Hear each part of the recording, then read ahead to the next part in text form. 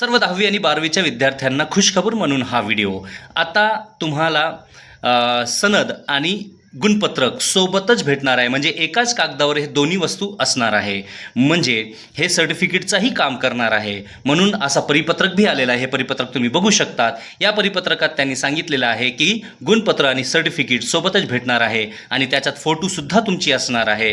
कारण तुम्ही online form भरताना जे फोटो दिली होती तीच फोटो त्या सर्टिफिकेटवर येणार आहे. हां, जर तुम्हाला फोटो किंवा नाव आणि जन्मतारीख, आईचं नावमध्ये काय चेंज असेल, काय बदल असेल, चुकलं असेल तर तुम्हाला यावर्षी कमी फीसमध्ये, कमी डॉक्युमेंटमध्ये तुम्हाला करता येणार आहे.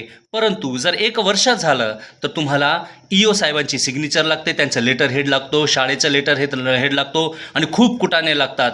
त्यामुळे जसं तुमच्या हातात गुणपत्रक आलं, अगोदर आपल्या नावाची स्पेलिंग, आपल्या आईची नावाची spelling, date of birth check करा आणि कामाला लागा. म्हणजे यावेळेस शासनाने, स्टेट बोर्डने खूप चांगला निर्णय घेतलेला आहे की दोन्ही सर्टिफिकेट एकत्रच भेटणार आहे.